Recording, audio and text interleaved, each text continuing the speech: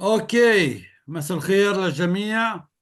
احنا خواتي واخوتي، هذا الاسبوع الثاني من القدس الحبيبي القريب الى القلب. قدس الاسوار، قدس البيوت القديمة، التاريخ. وابن القدس اخونا جورج معنا طبعا. بننطي الكلمة بالبداية لاخونا وحبيبنا استاذ رائد. تعليمات عامة عن المنتدى وشو متقدمين بالنسبة للمؤتمر. هو طبعا يرحب باستاذ جورج، وبعدين بنرجع بنبلش بالبرزنتيشن بالانجليزي. تفضل استاذ رائد. يسعد مساكم جميعا.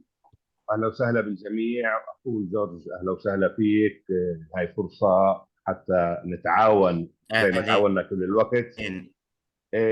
انا أهلين. وانا اتحدث شكرا. كل مره بسال حالي، هل صحيح انه هذا المشروع وصل لهاي المرحله؟ احنا اليوم بنحكي عن المحاضره التاسعه، يعني احنا 9 اسابيع مواصلين بمواظبه نقدم هذا المشروع بتعاون الجميع. بتعاون الجميع، بيبدا من المتابعين، من الواقفين على كل شغله. ستيف اللي يعني لا يكل ولا يمل بانه يعطي كل مساعده حتى الامور تكون بمستوى اكاديمي تقني متقدم. المحاضرين اللي بنتوجه لهم الزملاء، الحقيقه يعني كلهم، هذا لا يفاجئ انه احنا نتعامل مع جمهور، مع قطاع من اللي بيشتغلوا في مجال السياحه، عندهم جاهزيه يقدموا بتطوع وبمساعده وباستعداد للمزيد.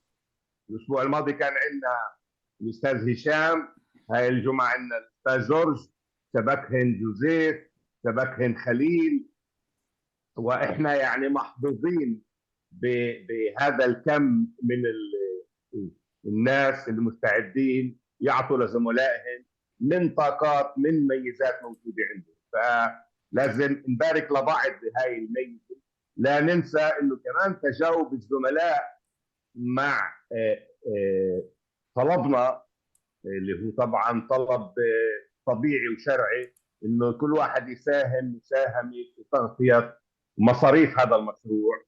وتجاوبوا معنا زي ما ذكرنا في السابق حوالي 70 شخص من اللي بيحضروا بشكل دايم او بشكل متقطع، ولكن بعد في عدد لم يكن بهاي الشغله البسيطه، واحنا بنطلب منهم كلهم، في منهم حاضر معنا اليوم، في منهم مش حاضر معنا اليوم، بانهم يهتموا بهاي الشغله. الاستاذ جميل بانتظار اتصالاتهم حتى ياخذوا منه رقم حساب البنك يحولوا هال 100 شيكل، لانه احنا بنقترب من المحاضره العشري. وبحب اصارحكم، يعني احنا مش انه تعبنا، ولكن احنا بنقترب من حدث كبير في حياه المنتدى لا يقل اهميه عن اي مشروع عملناه، ان لم يكن هو المشروع، وهو المؤتمر الثاني للمنتدى، منتدانا جميعا. فيه ايضا مفاجات بيوم المؤتمر تنتظرنا للاثراء. يعني مش رح نعمل مؤتمر بس لتسجيل مؤتمر، انما نعمل حدث يغني المرشدين بكافه النواحي. رح يكون في محاضرتين غنيات جدا بقدموها اصدقاء لنا من الصف الاول في مجالهم، كل في مجاله. ايضا تجري اعداد مواد اللي راح توزع على المشاركين في المؤتمر، اللي راح تكون مواد مساعده لكل مرشد في عمله اليومي، مواقع كثيره وفي استعمالات كثيره بتهم كل مرشد. فالمؤتمر راح يكون حدث فعلا يعني مشرف. فعلا نعتز جميعا انه احنا مع بعض تحت خيمه المنتدى نطور مهنتنا، نحمل رسالتنا بشرف ونتقدم الى الامام، ونتامل مع بعض انه هاي الغيمه الطويله اللي امتدت ل4 اشهر تزول، ويتوقف شلال الدم، تعود المياه الى مجاريها، ونستطيع ان نعود الى اعمالنا. وطبعا احنا مع المظلوم ضد الظالم بكل الاحوال. ولكن أختم بندائنا اللي بنكرره كل مرة، إحنا بحاجة لمساعدة، وفيش عندنا يعني جهاز. كل الطاقم اللي راح يجي وقت تعرفوا عليهم واحد واحد بيشتغلوا جنود مشغولين، كل الطاقم 11 زميل بيشتغلوا بتطوع. احنا بالتحضير للمؤتمر محتاجين لمتطوعين. جميل جاهز يسمع اسماء اللي مستعده تساعد. بدءا هناك انبنت ميزانيه للمؤتمر، محتاجين لمساعدات. هاي المساعدات بتيجي عن طريق توفير تبرعات او رعايات لها علاقه بشغلنا. مش حاجه اوضح في هذا المجال، مش حاجه افوت في التفاصيل. بعض المبادرات تمت بكثير بنجاح، بعدنا محتاجين لمساعدات. كثير منكم ممكن يكون عندنا افكار وعناوين. احنا يعني نقدر نبشركم انه مكان المؤتمر راح يكون في فندق الكراون بلازا في المصري، الجولدن كراون، عفوا فندق جولدن كراون، اللي اصحابه السيد بشير عبد الرازق وابنائه تبرعوا باستضافه المؤتمر بالكامل مجانا دعما للمنتدى. هذا شيء مصر، ولكن هذا لوحده لا يكفي. هناك مواد يجب ان تطبع، هناك يعني هدايا خلينا نسميها للمرشدين يجب ان تجهز عن طريق ضمان رعايات لها. مش راح افوت في تفاصيل اكثر. بتمنى انه بعد هاي المحاضره التاسعه نقدر نسمع انه جميل صار عنده اسماء لناس اللي عندهم ايش يكذبوا، ايش يساعدوا، كيف يوصلونا عناوين تساعدنا في هذا المجال. كمان اجانا من شركه بساط للمعلومين، شركه بساط النزيه وفر لنا الاخ سامر عواودي اللي هو عضو في طاقم المنتدى 5000 شيكل تبرع للمنتدى. بالاضافه انه اللي بادر الاتصال مع فندق جولدن كراون ما غيره ستيف ابو هاني. للجميع الف شكر لكم، تحياتنا الخاصه لزميلنا وصديقنا جورج مناريوس. كل شكرا. الاحترام بالنجاح، نحن بانتظار ما سيقدمه لنا. يعطيك العافية وإلى اللقاء دائما. Okay, everybody, sisters and brothers, thank you very much. Thank you, Mr. Red, our colleague. Today, Forum of Arab Tour Guides invite Mr. George Salim Manarius, a colleague tour guide from Jerusalem, the old city.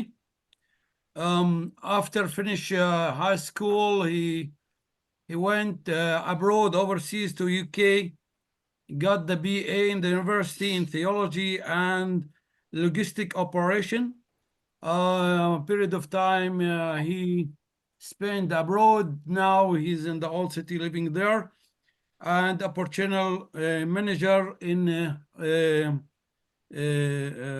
Romanim group, yeah, in Jerusalem full time. He's Rimonim. yeah, Romanim. Okay. By the way, during I'm speaking English, people, I have to given the opportunity to enjoy us. So when I'm speaking, I'm working too. So, but sometimes I make a mistake, but it is understandable, I think. Okay, today, very, very, very important site, especially in this church. I insist to highlight the correct name. It is not the Holy Sepulchre. It is not the Knesset HaKever, because for the Christianity, it's the Resurrection Church. All the time I insist and highlight the name, because in Christianity, the basic idea, everything began with the resurrection, crucifixion, and after that, the resurrection. So Mr. George will take us through the roads of Jerusalem, the station of the cross, Via Dolorosa, and continuing in the Resurrection Church. Please, Mr. George, we are all ears. Thank you very much, everybody. I will be conducting my session in English. If you find that any of my language is hard to understand, please stop me. I will be also approaching this session as a teaching session, meaningly, I'm not speaking to native English speakers. Therefore, I will speak slower. In some cases, if any words that I think are new to you, that are not in the field, that are not used within the field of tour guiding, I will stop and clarify it in Arabic.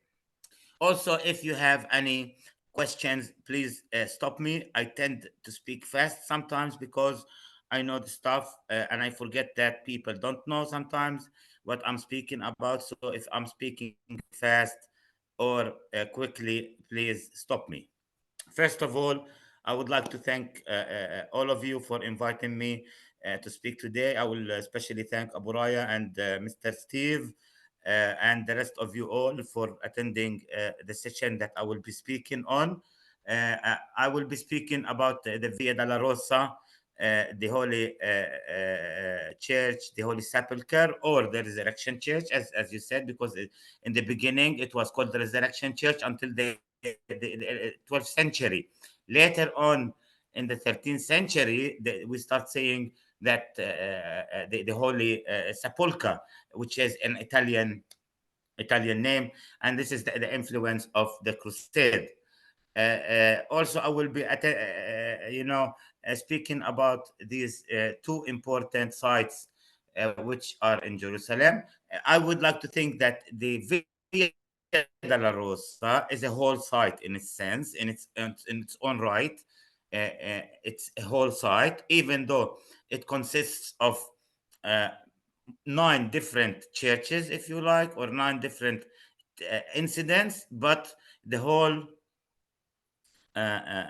street and the whole stations of the cross, they resemble a site which we visit.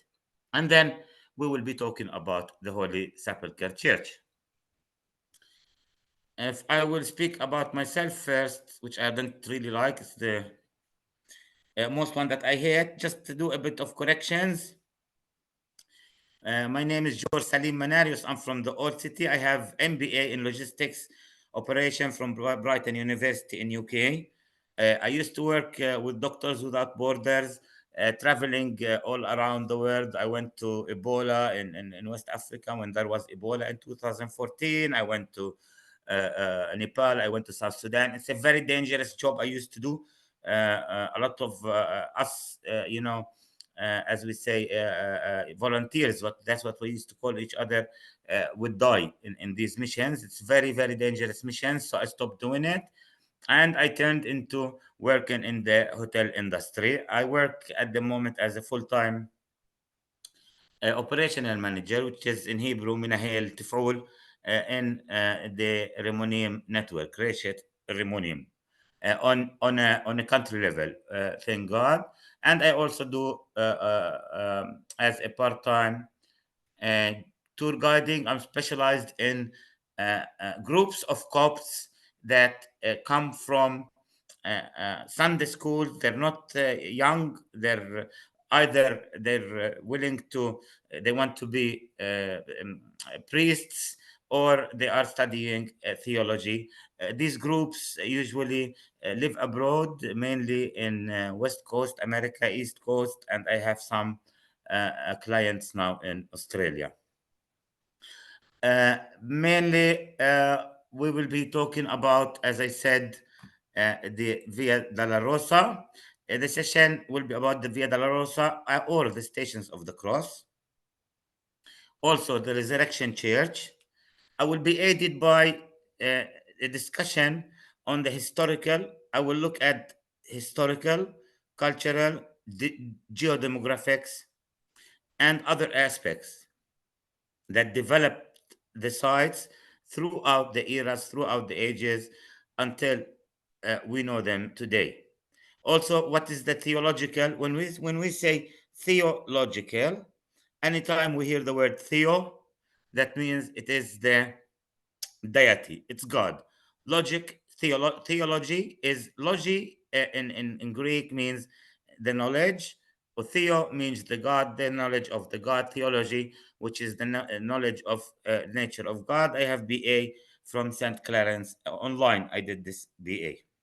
So I will be discussing these points, the points of the theological points for each site, and why it's important for us as tour guides, why it's important for us as Christians, and why it's important for us as non-Christians, Palestinians, who are touring and leading tours, English speaking, inside the old city, because I will be reflecting on the geo-demographies of the old city in which I lived and born and bred. Born and bred. What do we mean by this? Born, مولود. Bred, it sounds like bread, خبز. It's not خبز. Bread means اتربيت. ولدت وارتبيت. born and bred. كتير بيستعملوها الانجليزي هي. I will be on one hand, I will be mainly reflecting on four axes. In all our discussion, we'll be looking at four axes. The first axis محور. We will be looking at four axes, or we'll be taking this subject from four axes. The first axis will be the Holy Scripts or the Bible. I also will be looking at the works of the Christians from the second century, which we call uncanonized books. Uncanonized, the church has books. الكتاب المقدس, the Holy Bible, is it's been compound as we know it today in Nicaea in the year 325. Before that, there were a lot of Bibles. We're talking about more than 150 Bible. Some of them have been found in Tel el Amarna in Egypt, and others are still being found. These Bibles, the church in Nicaea divided them, or these books, the church in Nicaea divided them into three categories. First category, which is a Bible that holds a knowledgeable account of accurate historical account according to the timeline of the Bible, but it was not written by the person they say it's written because it's from the second century. For example, we know the book of James, or James Pro Evangelion book. This book is from the second century.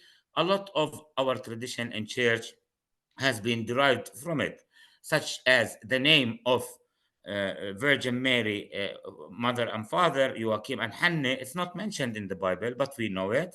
The feast of, Our Lady going up to heaven in body, this is not mentioned in the Bible, but we still practice it in church.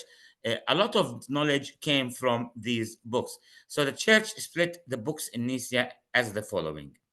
The measure, or the time measure, was that any book that should be included in the canon. In canon, قانوني. Uncanonized, غير قانوني. In the canon, which they used to call the Bible the canon, al-Qanuni, they had a baseline. Baseline يعني زي ما نقول كان عندهم في للاختيار في كرايتيريا، في baseline، في خط أحمر ما بمرقوه baseline. This baseline says that the book that they will be involving in the canon should be written by uh, an apostle who witnessed all the incidents, who refers to other apostles or refers to the prophets, and the book should be written before the apostle was martyred. This was in Nicaea in the year 325, in the council, in Nicaea Council. Nicaea Council shaped a lot of what we know today about the church, and we will be discussing this, and this name will be appearing with us all throughout our lecture. So from these books, I will be using. So we said we'll be using the Bible. We will be using the books which are uncanonized, but still they don't have heresy. As I said, the church split the books into three categories: books that are uh, timely correct, the information within them correct, but they're irrelevant. They don't serve any purpose, such as Tom's Jesus childhood book, such as Acts of Peter, such as Nicodemus' book of resurrection, such as the book of James or James Proto Evangelium. These books are, they don't have heresy. Heresy يعني هرطقة، يعني كفر بالمسيحية. هرطقة يعني كفر أو heresy. They don't have heresy, but they were circulated in the 2nd century under the names of apostles who were martyred in the 1st century. The Bible itself was written between the year 45 Anno Domini until the year 95. The first person to write, this is debatable, very, very debatable what I'm saying.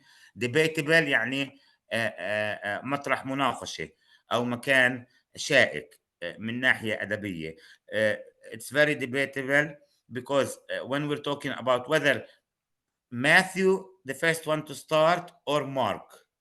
Anyways, we'll consider either one of them started writing in the year 45, and then later on, Luke wrote his account of what happened, of the good news. The word evangelio, Bible, Injil, evangelio means the good news in Greek. So they were writing basically the good news. وكلمة البشارة هي البشارة اللي هي الإيفانجيليو أو the good news.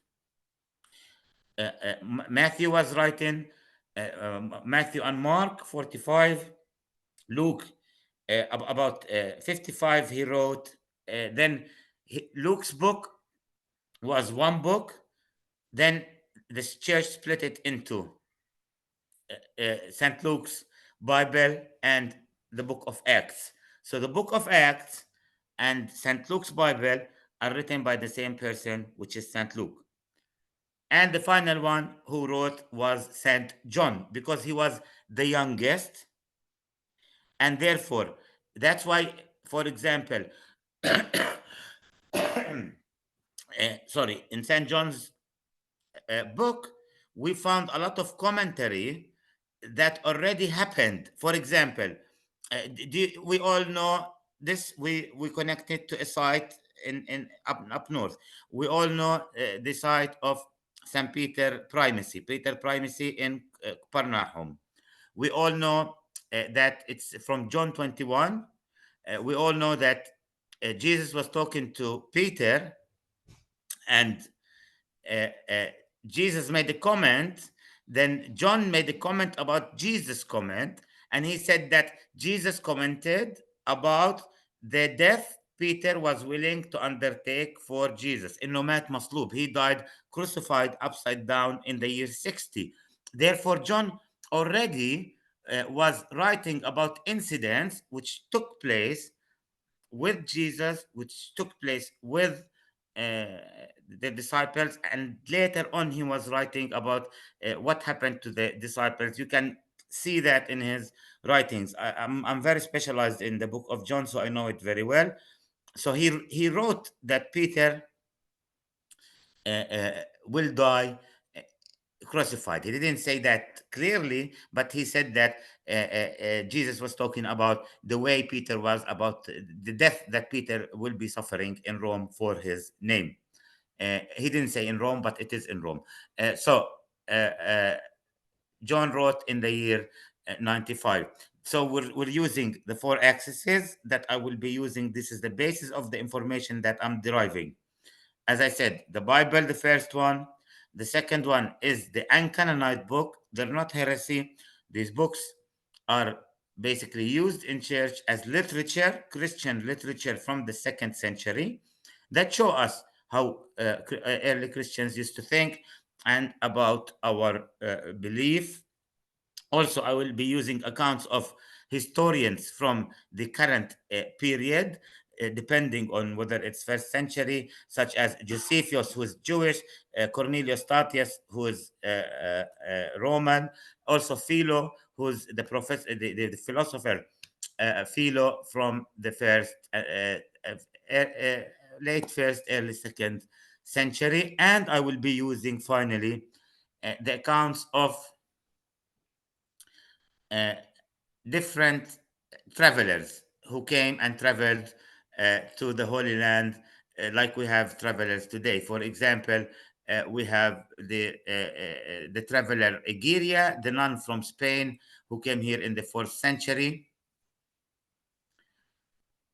Also, we have the traveler of Bordeaux. Are we good so far? Good? Very good. George, you are okay. So, You are okay. if we continue, Yeah. okay, yeah, okay. Now, uh, I will be giving an outlook on how the churches are run inside the Holy Sepulchre Church. There is 5 dominations. What's the relationship between them? How it's run? Who holds the keys? Why? What is the nature of relationship between the key holder, the one who opens the family who opens the door, the family who holds the key, how this came to be, what is the relation of it, what is the demographies of this issue. I will also be discussing the status quo system, which is applied inside the church, and this is used by all the churches, depending on sorry, depending on the cask book. The cask book is basically a book in which all this information is laid out according to each church, what you can do, what you do, what you don't, when you do it.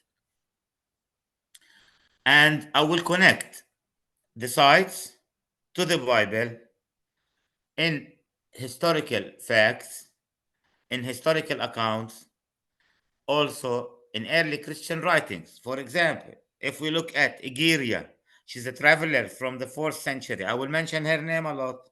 Egeria, she's a traveler from the 4th century. She wrote extensive accounts on each site.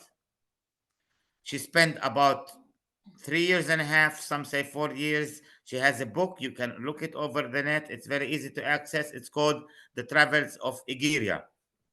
It's about 28 pages. She talks about the sites that she visits. And when you read her accounts, compare it to the findings in archaeology, especially now that they are digging and we are seeing, and we took pictures of archaeological finds, and then compare it to homilies. Homilies يعني عظة. homily عظة جمعها homilies بالاخر واي homily HOMLY. اذا بنجمع الواي جمع الواي بالاخر بصير IES homilies عظة. The homilies عظات homilies of fathers who were mentioned in Nicaea conference, such as Macarius, the Bishop of Jerusalem. He was the Bishop of Jerusalem when Queen Helen started building the church, such as Kyrillos. Kyrillos, he's the one after him. Their bodies are buried in the church Eliona, in the Mount of Olives. Their bodies are buried in Eliona in the Mount of Olives. Domino Nostri. Now, if we talk about the Via della Rosa, let's take the name first before we talk about geographical location. The name suggests the pain, the Via della Rosa, the way of pain. The Via della Rosa is not one street, actually. At the moment, it seems like it's one street. it's three streets that are meeting in one point, which is the seven stations where they meet. The three streets they meet in the seven stations. Uh, if we, I'm not going to go back really far in uh, uh, uh, historical Jerusalem, because this will take us off road. But I will basically go back to Elia Capitolina, which was built by Hadrian in the year 130, and he built it a textbook, a Roman textbook. ايش يعني كلمة textbook؟ هذه بنستعملها كثير. كلمة textbook يعني كما بسافر زي ما بالكتاب. According to the book, a textbook Roman city. This city consists of a Pantheon, consisted of a Cardo Maximus, if you like, a street, a main street, Cardo Maximus, main street. Now, the main street was Damascus Maximus.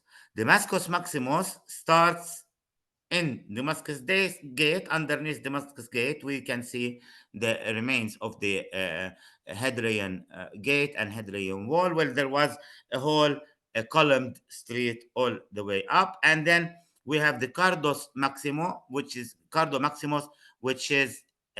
goes from Jaffa Gate towards the Dome of the Rock, or Temple Mount. I have to use that word. I'm very sorry. I don't like using it at all, especially being a Jerusalemite, but we have to use it. I prefer using Dome of the Rock. Anyways, also the Temple Mount. Same. Cardo Maximus goes all the way down, and the Via della Rosa is basically uh, um, surrounding these streets. And there's another street which is called Tyropeon. Tyropeon is a Greek name which means the cheesemakers, and this is mentioned in Josephus, the book of antiquities of the Jews. Josephus, uh, Josephus is a historian, Jewish historian. His name is Yossi ben Matatyahu, but he's very smart. What he did, he was against the Romans during the first and second Jewish rebellion against the Romans. And then once the Romans won, somehow he changed his name into Josephus Flavius, changed his character completely. There's a very important text for Josephus Flavius that it's called the Flavian Testimony. The Flavian Testimony, he basically speaks about Jesus Christ. He says that there's an important teacher who his followers say that he can make miracles. He was killed on a high Saturday. We all know what a high Saturday is. A high Saturday means the Pesach. He was killed on a high Saturday, but his disciples say that he is alive. You can look it up. This is called the فلافيان تستمني أو الشهادة الفلافية. Also, the width of long, the long, how long it is.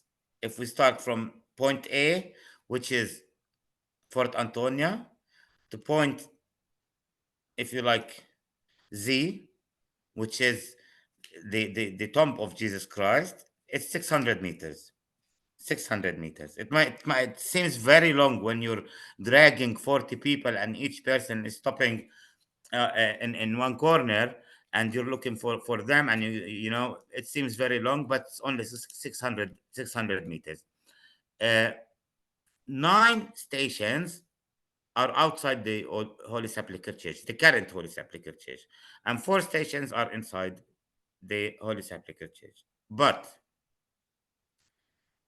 8 stations are outside the wall in Herod's time, in Jesus' time. 8 stations are outside the wall, and 8 stations are inside the wall. So the early 8 stations from Antonia until station number 8, all this happened inside Old Jerusalem, the first, the second temple Jerusalem, whether it was in the lower city and it approached more or less the middle and upper city.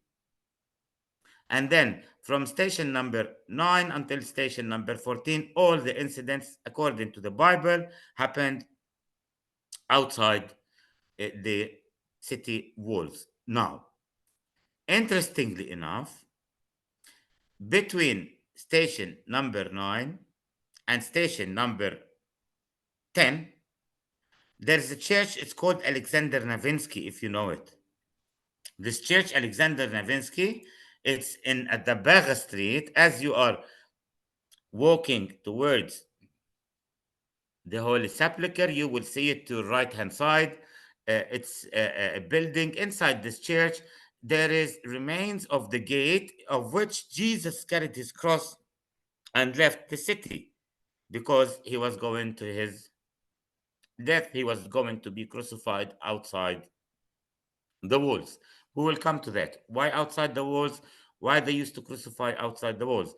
But if we look at John 19, it says that he carried his cross and went out of the gate. If we look at Hebrews, what Paul said, let's all go out to him. And this has importance in theological terms. Why Jesus was crucified outside the city. It has a lot of importance because the rejection of the crucified person, this is all mentioned in Psalm 22. That's why when Jesus was crucified, after they did everything, Jesus said seven different words on the cross, if you like. But the most important thing, he said, Eli, Eli, lama sabachthani, or God, God, why you forsaken me? He was not speaking to God. He was only reminding those who crucified him of Psalm number 22.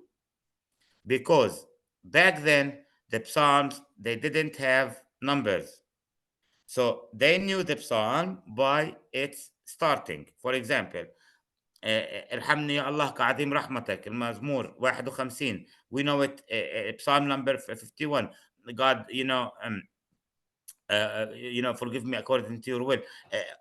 Yeah, we know it by its number, but back then they knew it by its beginning, by the heading, what we call a heading, الراس, the heading of the psalm. That's why Jesus told them, God, God, why we forsake him. If you read the whole psalm, you would know that it's talking about the Messiah and how uh, uh, uh, you know all the prophecies about the Messiah are becoming true. Okay, good for now. If we talk about the Via Dolorosa, the history, if we take the history as a history from a face value. George, Yes. you sound very well. You explain fantastic.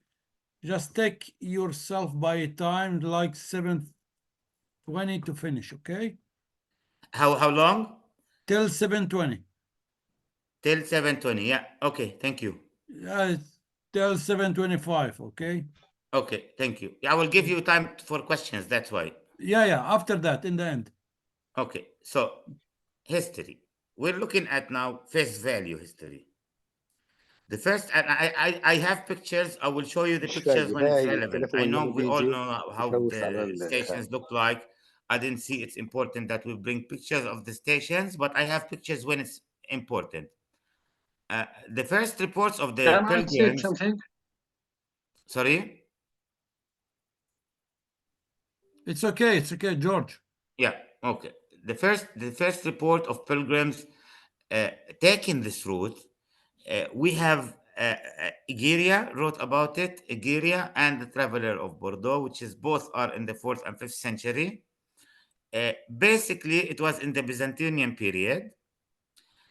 During that time, they used to do it on a Thursday, not Friday. It was called the Thursday procession, and this is how it's mentioned in Ingeria's book, that it's Thursday procession, and it says that the Bishop Maximus, he will gather all the believers on a Thursday, and they will start from Mount of Olives, okay, from Bethphage, and they will go down to Gethsemane, and from Gethsemane they go through Lions Gate or St. Stephen's Gate, and then they will go through this route. Okay, you might ask me, how did they know this route? Okay, so we have something in Christianity, what we call tradition in theology, and we need to understand this very important. If we assume, let's make a simple calculation. Constantine stopped prosecuting Christians in the year 313 when he declared the Milano Declaration. The Milano Declaration was in 313. Jesus was resurrected 30 years before that. If you do the simple math, it's 280 odd years. From the 200 years, if we assume that the person used his lifespan was more or less 60 years, so we're talking about 4 generations and a half, 5 generations. 5 generations, you will never lose information such as where Jesus fell, where Veronica used her, head top to clear Jesus' face, where Jesus met his mom. All this information, the early Christians used to keep it. Remember, they were not literature people. They were not very educated. So all what they had are stories. But wait, this is a very biblical issue. If we look at back at the Bible, if we look back at Genesis, we see that Adam sacrificed for God. Abraham sacrificed for God. The sons of Adam sacrificed for God. They all did sacrifice for God. But how did they know how to sacrifice? Because the perfect sacrificial needs or the perfect sacrificial animal, the laws of how to sacrifice was given to Moses by God. So who showed Adam how to sacrifice? Who Adam showed his kids? Who showed Adam? God showed Adam. And it says in Genesis, it says God made made them leather clothes. He didn't create, made. So there was from the beginning, and this is important theologically speaking. That now we are going to speak about the cross. Now we're going to speak about the Via Dolorosa. It's important to look at the origins of how God used to prepare the word and what Paul called it fulfillment of time, mil zaman. This concept of mil zaman, the fulfillment of time. God was preparing the word for his word to be incarnated, to be crucified. David said in Psalm 22 that they put holes in my hands and holes in my... Nobody put holes in David. He was prophesying about what to come. He was Uh, prophesying about... George, please, Yes. I would like to mention something. They are writing in the chat, as I told you in the beginning, make your slides in all the screen. So Okay. just make double click in the right side, try it down, the right side of the screen. No, no, not here, down, down, down, not here. Okay. Yeah, where the Let me try. percent, 100% near it, nearby it. Take a look, there is Okay, I minus see it. I plus. see it. I see it. Yeah, I see it. I see it. I see it. بس عندي شوية. لا لا, okay, if it's not Yes, working, yes. just keep it. Okay, this is what you have. Yeah, it's not giving me Okay, actually. so just keep it. I don't say يعني هاي nothing. Okay, بحاول. we try. Hold on, hold on. Yeah, it's not. I'm not allowed to do that. No, no, no, no, no. Leave it, خلاص. واحد بيعمل على شاشته ده لا we بهمش will بهمش، send شباب ميوت فور اول. ستيف رائد استنى شوي ستيف. ما انا بعيني ستيف بحاول بس مش قادر اعملها يعني. ولا جورج كمل، احنا بنبعت البرزنتيشن للكل. we will send it for all of them. بالضبط. خلاص اوكي كونتينيو. ببعث لكم كل الماتيريال. اوكي سو the first, هلا احنا we're talking about the history of the Via Dolorosa. The first who did this ritual were the Byzantines, which was on a Thursday, and it will start from Mount of Olives. Who wrote about it? Egeria. Egeria wrote about it in her book, The Travels of Egeria. She also even mentions that once they reach the Holy Sepulchre, they will bring the cross, they will put a cloth on the Golgotha, and Maximus, who is the bishop of Jerusalem, will sit in the middle, and they will bring a white cloth, put it on the Golgotha stone, because it was, it didn't have a casing, it was accessible for everybody. And they will bring the cross, and people will take blessings from the cross and go home. This is what Egeria said. If we look at the same time, look at Eva homily that Saint Cyril. Saint Cyril is one of the big theologians in church. Saint Cyril of Jerusalem. Saint Cyril is the bishop after Maximus. Saint Cyril in his Eva homily, number 49, which he says it's called As-Salib Fakhruna, the cross is our pride. He says, if I will forget what Jesus did on the cross for my salvation, the Golgotha that I'm standing here will remind me, and the cross that I'm holding in my hand will also remind me. And he goes on more about describing the liturgical activities. So if you compare what we know about the structure and the place, and then the writings of such as Egeria or such as these bishops, you can tell that it's very compatible. And these two accounts, although uh, probably they never met, probably there is 100 years between them, but they coincide, the two accounts, which means it's true in all means. Now, if we move on to the 8th century, the route changed, and this is very important. It started in Gethsemane. It kept starting in Mount of Olives. They go to Gethsemane, but instead of continuing uh, um, from the uh, St. Stephen's Gate and go the traditional route which we know now, they used to go to Caiaphas' house, which is St. Peter Galaganto. It was not called St. Peter, it was St. Peter's Church. And then they will go to a church which is not currently now, it's called Hagia Sophia, which is the lordly wisdom. Hagia is the wisdom.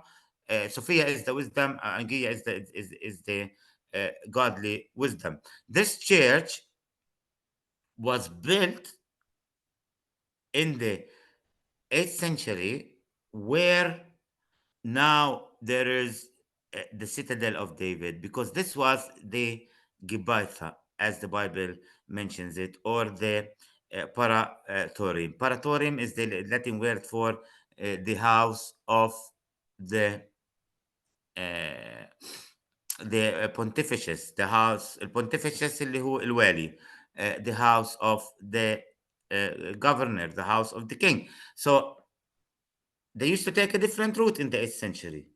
They will start from Mount of Olives, they will go through to Kifas house, which is جبل المشورة السيئة. Libius discuss جبل المشورة السيئة. It's called the bad judgment hill, where they met Judah, the they met Judah and they gave him the money, and they basically uh, asked him to sell out Jesus. It happened there. It's near Caiaphas' house. Now it's St. Peter Galeganto. But before then, there was a church. Afterwards, it's called Hagia Sophia. And after that, they will continue from, uh, it will go through Mount Zion, if you imagine with me, yes? So we have two alternative routes. One route, which is from the early Byzantine era, they will take from Mount of Olives to Gethsemane through the road we know now. And then from the 8th century until actually the 13th century. So it's quite a lot of time, more or less 500, 600 years. 500, 600 years, they were taking the opposite side. They were taken from Gethsemane, not going up at all towards uh, the old city from St. Stephen's Gate. They will go around the old city from outside. So they will go where David's city is now. They will go through there and to through the Dibius Discus up to a church which was on Mount Zion. It's called Hagia Sophia. There's no more, but there is ruins of it. And lately they discovered that this was the house of where the church was. It's the house of Herod.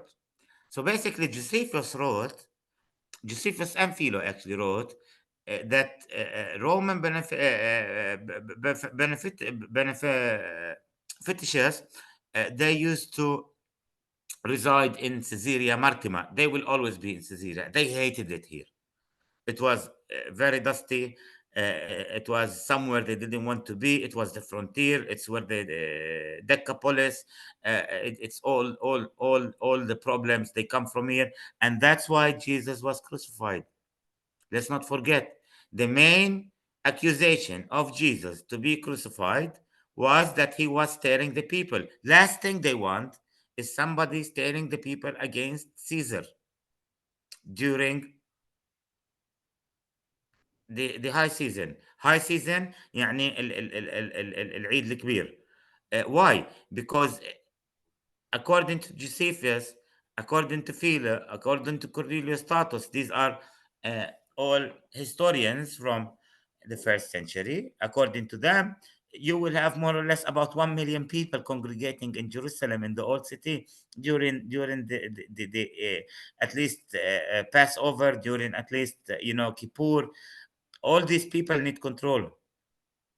We know by learning from history that this area was not a very pleasant area, so they used to stay in Caesarea Maritima, where it's nice, it's cool, it's near the water.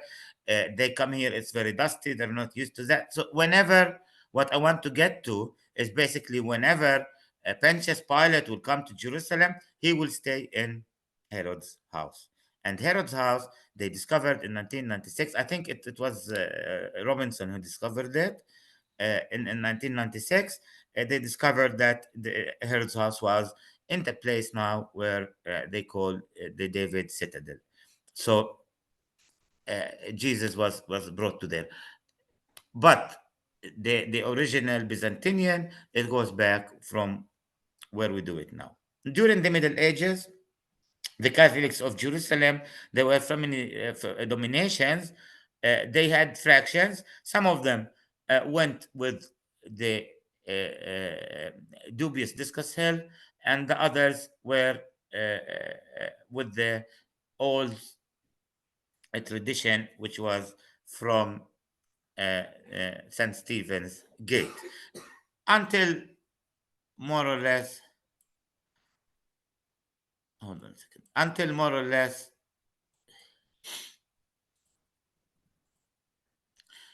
the first kingdom, when it was solidified. At the beginning, it was not really clear. Sorry, I'm very, very sick. At the beginning, because it was not very clear, they split.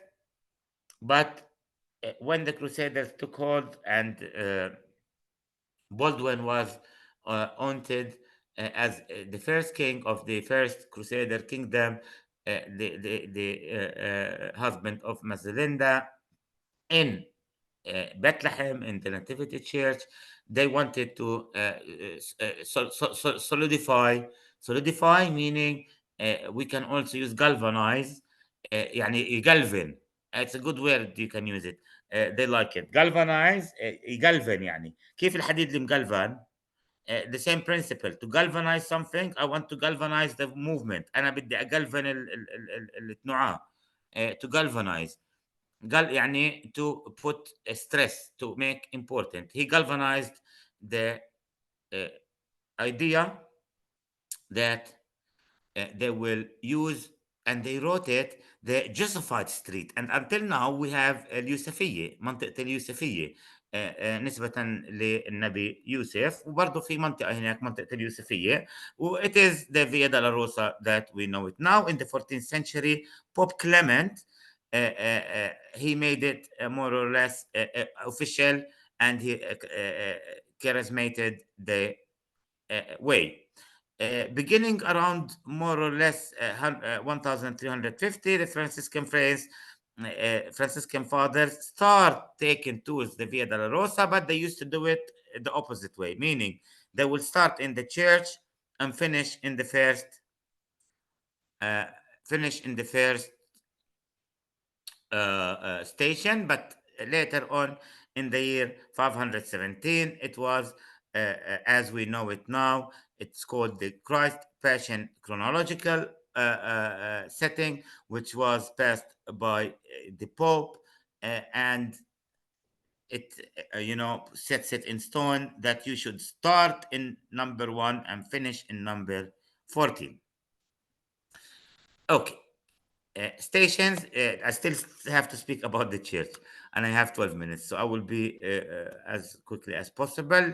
Demographics and origins of the stations is very short.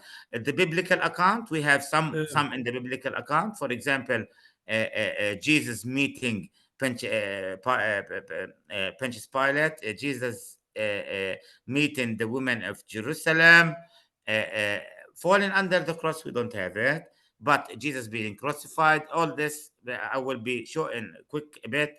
In short, all these places come from the Bible. Again, places like Jesus meeting Pontius Pilate, what happened between Jesus and Pontius Pilate, Jesus being flung يعني مضروب flung لما يضرب واحد على ظهره, or whipped. But whipped, it's not a nice word to use. Use flung. They don't like to hear whipped. Whipped يعني مش منيحة الكلمة. فلانج، خصوصا اذا امريكان يعني. فلانج انه ضربوه على ظهره. ويبت يعني مش منيحه.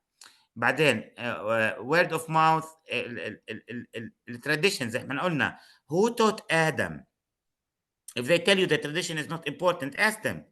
Ask them, especially if you're guiding, with all due respect, born again Christians, and they refuse the tradition. Ask them who taught Adam to sacrifice, and God taught Moses thousands of years after Adam, but Adam knew it, and he taught it to his kids, and Noah, and Abraham, and Isaac after him, and Jacob, and all these,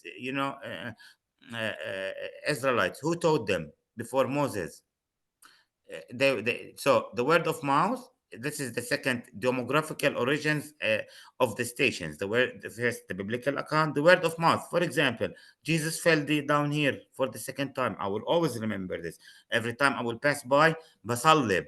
I will put the cross on my face. As Christians, we know when we pass through churches, we make the sign of the cross on ourselves. Imagine you and your children passing by where Jesus fell after resurrection. First thing you will tell your children, Jesus fell here. Do you see what I mean? And then your children will remember it. Then the Apocrypha books. These books, you will see a lot of tradition. For example, if we go to Ain Karim, basically the frescoes, the actual sites, they are taken from the book of James. which is from the 2nd century, the James Proto-Evangelio book. So, but if anybody asks you where do we know this from, we know it from the Bible. We know, and we give the example from the Bible. The Bible, meeting the woman of Jerusalem, Simon of Cairawan, being crucified, meeting Pontius Pilate. Well, most of them are in the Bible. What's not in the Bible? The word of mouth, which is very strong because Adam passed it on to his children how to use the sacrificial, because Jesus is the only sacrificial. That's why I always bring Adam with the first sacrificial that his sons offered and Adam before them. And Jesus came to finalize this loop. And then we have the apocryphal gospel, apocryphy, apocryphy, which came to an Arabic, apocryphy. Apocryphy, apo is above, graphy, grava is knowledge in Greek, which is above knowledge. And that's why they call it apocryphy, above knowledge. So it's unnecessary knowledge in a sense. Gospel of Nicodemus. This book this book refers to a lot of the places and the accounts of what happened, the accounts of travelers, such as the Giria traveler who mentions, as I said, what they do in the procession of the cross when they finish it. And she mentions how they bring the cross, the original cross, and they put it in front of the bishop, and the homilies of early fathers such as Cyril of Jerusalem. If you look at Cyril of Jerusalem, homily number 42, العظة رقم 49، الصليب فخرنا, the cross is our pride. You can see that he speaks about exactly the same liturgy that Egeria is mentioning. And this is very interesting because Okay. you have one George, traveler who is George, نعم. you still have, as I see here, other more 4 slides. Yeah, I need So to move. Yeah. no, it's okay. It's okay. Take your time, 15, 20 minutes more. It's okay. Just make it slowly that everybody could understand. No Okay. problem. Yeah, thank you. Sorry, I prepared a lot. I didn't know. No, I could see that you still have more 4, 5 Yeah, slides. I will be as quick as possible. Sorry. So, No, it's okay. Take your time. okay. What's important, I want to stress here. I know I'm taking some time, but it's important that we're all gathering here, and it's important for us to discuss, which is to compare always. It's fascinating for me to see that one traveler 1,600 years ago was here. She observed something, she wrote about it, and then if I read it, I can go and read what the bishop she was watching wrote, and they all coincide, which is very interesting. Now, the stations of the cross, we all know them. There are 14 stations. The place where Jesus was condemned, he made to bear the cross. This is the first and second station, which are located in Al-Umariyya, Madrasat Al-Umariyya. It's the Umariyya church, the Umarite church, sorry, school, and the first and second station. Then we have the third station, Jesus worked for the first time. Where did we get this information? Word of mouth and book of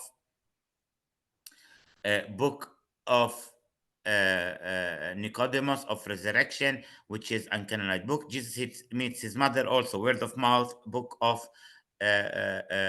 Nicodemus. Simon of Cairawan or Crane, Al-Qayrawani, it's in Libya. Simon was working in the field, the Bible says. So this gives us another indicator on where the wall was, because as this is station number 4, we are approaching station number 7, which is the last station inside the wall. Meaning, the Bible says that Simon was in the field. He was going home, and he was coming from the field. This it's important, to give an example of how we can use insights from the Bible and compare it to our location, and like GPS, know where we are in the terms of the Bible. So this was more or less near the outskirts of the city. Veronica wipes Jesus. This is very important. The first mention of it is in the book of uh, Nicodemus. Veronica is not her name. You will be surprised. Veronica is her title. She's mentioned as a good woman. And then later on in the 11th century, we see the name Veronica appears. But then if we trace the name Veronica, it's a name that comes derived from the Slavic language. And in the beginning, it's veru, which means I believe. Ya veru, I speak Russian and I speak Slavic, so I know. Ya veru, I believe. So she's the believer, Veronica. Her name means the believer. Jesus falls for the second time. Also, we know it from the seventh station. Over there, we can see the wall, and this is very important. This is the wall, part of the broad wall, which is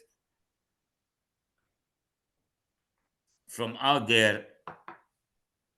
Uh, the stations will start being outside the wall in Jesus' time, not now, but still.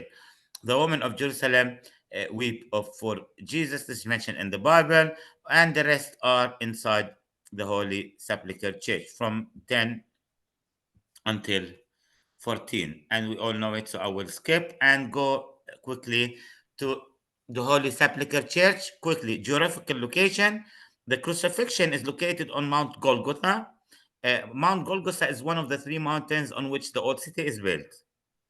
The other two mountains are Mount Moriah and Mount Zion. They are located, the Golgotha was located outside the city walls in Herod time in the first century. The name in Aramaic, which means the skull, because it was a mountain. This mountain had granite. Herod used it as a quarry. Herod the Great, not Antipas, his father, the Great. He used it, sorry. He used it as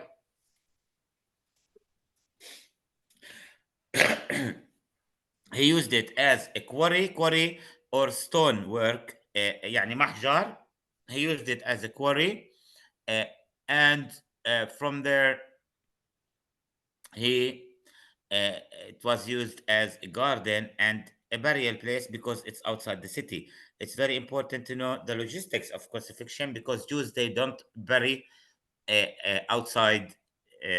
They don't bury inside the city because they unholy. They consider the body unholy. Therefore, they don't want to walk within, uh, uh, burial places within dead people, because if it touches them, they become unholy. They have to go into a mikvah. It's a long story. So they just bury outside the city. And it was outside the city. Also, the Romans, they thought it's a good place to crucify people because it's on, remember, one of the main accesses. We said there's two accesses for the city. Usually there is one, but because of the temple was there, and in the place of the temple, Hadrian built the forum. So he needed to access the forum. He made one street, which is Cardo Maximus, from Jaffa Gate towards the forum, and the Damascus Maximus was from the Damascus Gate all the way down towards the forum. It was the focal point in the Roman city. So this Golgotha was on the road of the Cordus Maximus, which would later Hadrian built it. But before it also was a road, so it was important to crucify outside the road, so people see it just outside the city. And it's mentioned in John 19 that he carried his cross and left outside. We can see the actual gate from which Jesus left is located in St. Alexander Nevinsky Church. In the first century, it was used as a burial place because it had holes. These holes they used, as I said before, they used it for cutting stone. This left holes. People thought it's easy. When Jesus died, Jesus was a Galilean. He didn't have anyone here. He didn't have a land here. They cannot bury him here. Therefore, Joseph of Arameath, who was a very, influential rich person, appeared all of a sudden in the Bible. We never heard about him, but obviously he was a Christian. Obviously, he was a follower of Jesus. He had a tomb, kingly tomb, which is consists of two chambers. I will show you now the chambers. Excuse me. I will show you the chambers. Hold on.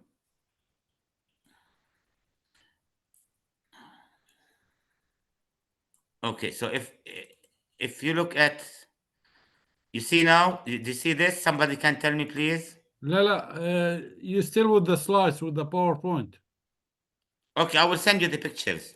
Oh, okay, no problem. I will send you everything. Okay.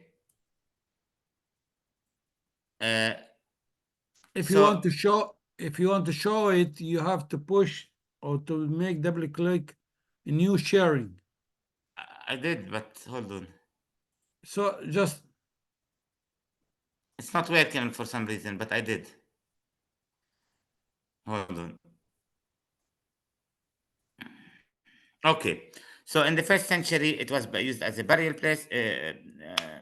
Joseph of Arameath had a place, so he said, "I will bury Jesus in it." It was in the middle of the rock. It was all rocky place, and he buried Jesus in the chamber over there. Okay. Okay. So cultural aspects, we have the writing of early Christians. We have what we call the Jerusalem boat, and this was found in Saint Vartan Church. It's on Hadrian Wall. The wall also passed from there because it was just on the outskirts. And now with the excavations, I have pictures I will send you. They found the walls underneath the tomb, and also they found the emblem of the 10th Legion, which Hadrian used to destroy the city in Jesus' time. So not only they found the wall that Hadrian built, they found the stamp of the Legion, the 10th Legion X, which was responsible for the destruction of what was left of Jerusalem and building of Ilia Capitolina. This is incredible. It gives us a lot of credibility for the text. Also, there's a graffiti in St. Vartan Church. It's called the Jerusalem boat, the Holy Sepulchre boat, sorry. It's a boat, and underneath it, and it's in Latin, it says Dominus Neo Vis, meaning, oh Lord, here we come. This gives us an insight in the cultural aspect of early Christians, how even the cross was not invented back then.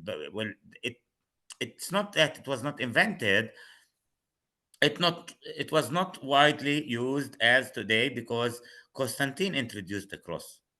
Before that, they used to use the fish or the boat to convey that Christians. Historical architecture, the Second Jewish Revolution, Emperor Hadrian, he built he built a Ilia Capitolina. He built a temple. He built on Jesus' tomb. He erected a status for Zeus. This kept the tomb very well because the tomb was, he filled the tomb with rubble, and to make a platform زي صب، يعني صب كيف احنا بنسوي صبة نظاف, to make a platform so it can hold the statues. This actually saved the tomb, and if it wasn't for Hadrian, we would not have the tomb today. Then in 313 Milano Declaration, 325 in the Council of Nicaea, Bishop Macarius of Jerusalem asked Queen Helen to destroy the temple. It's exactly written like this. in their oral tradition, which they kept, the early Christians of Jerusalem used to pass on from one generation to another, that the tomb of Jesus is underneath the temple. This is written in the book of From Christ to Constantine by Eusebius, Bishop of Caesarea, and also written inside that the Christians found the tomb of Jesus just outside the walls under Hadrian's tomb.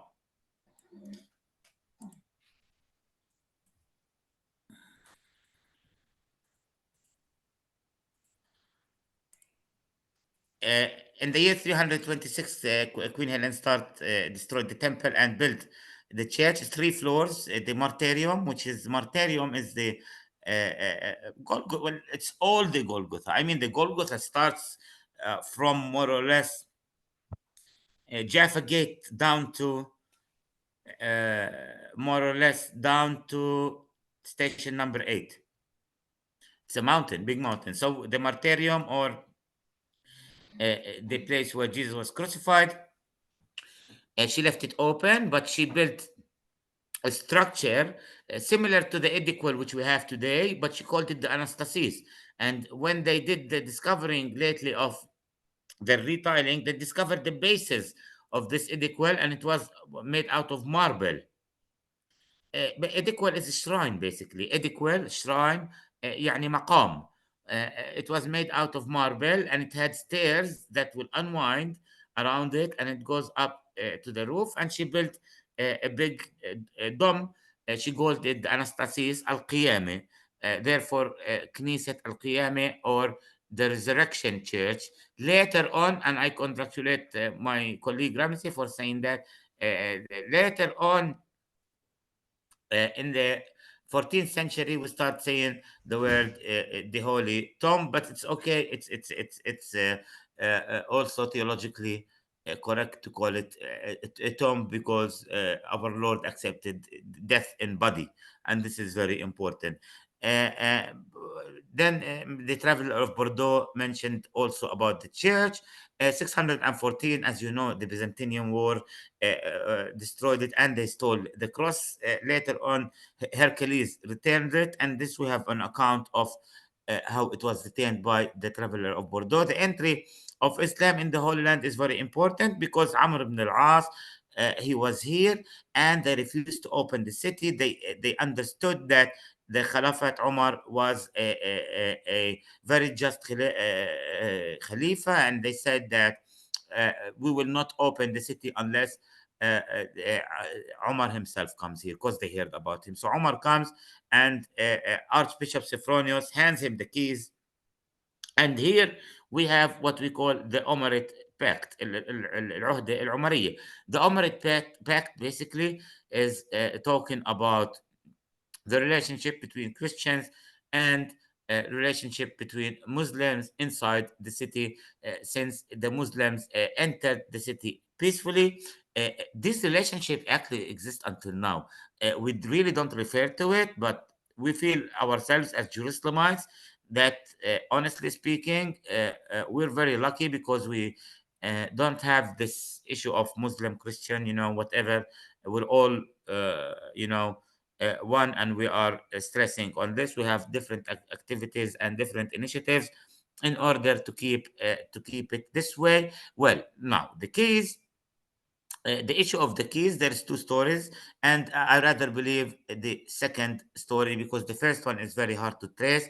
The first one says that the keys were handed to the families from Umar period, which is not 100% accurate, although Umar had people who undertaken and responsible for the overall security of the place, but the keys remained with Sophronius, because he didn't take them from him. Later on, when Salah ad-Din came, this is when the keys was translated to Judah family, and Husseini and Sebe family are responsible for opening the door. This is tradition that we really appreciate for 2 reasons. It's not that we cannot take, well, technically we cannot take the keys because they're in the status quo. They're very, they go very far, but we don't want to even, because we're proud to have diversity in the church. It's important for us to show that we are living in peace. We've always lived in peace. Honestly speaking, if you go back in the 18th century and 17th century, Muslims, Jews, and Arabs all lived in peace. It's only Zionism which made us not live in peace. Before Zionism, we all lived happily. Herzl ruined that for us, unlikely. But, this is the way it is. There is 5 churches, dominations inside the church. The 5 dominations, which are the Coptic Orthodox, the Greek Orthodox, the Armenian Orthodox, the Franciscan Fathers. Let's not make this mistake. Sometimes we say the Catholics. Catholics are big.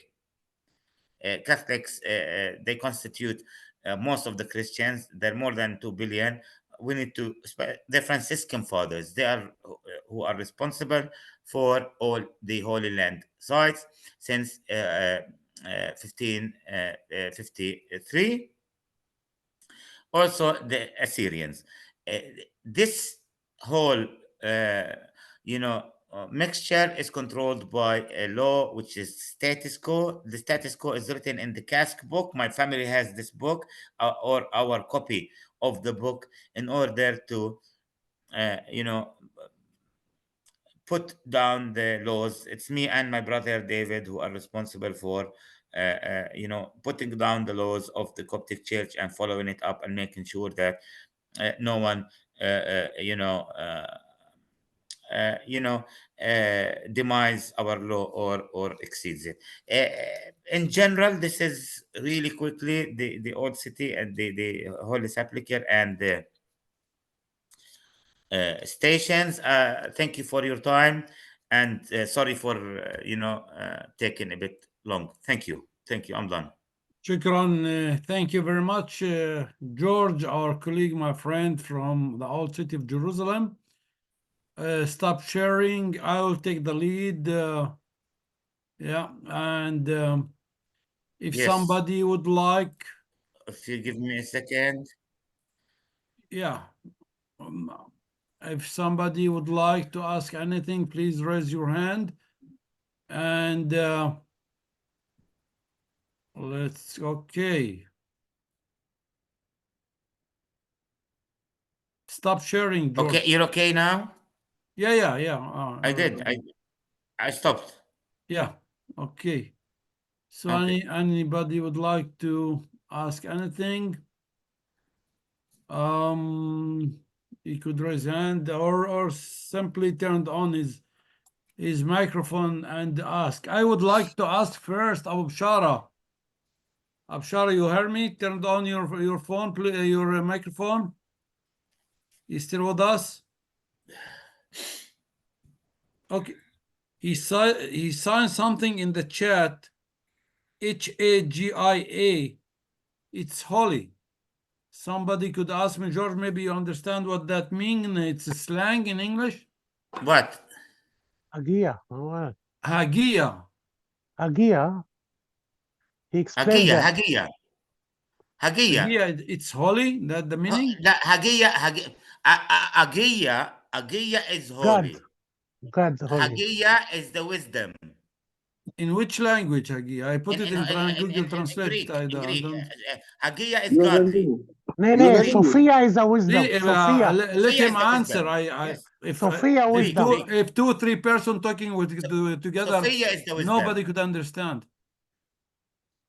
It's the name of Jesus Christ, the godly wisdom. Messiah, Jesus Christ, according to theology, is Hagia Sophia. Hagia Sophia الحكمة المقدسة. Okay. Yeah. Okay. Any question?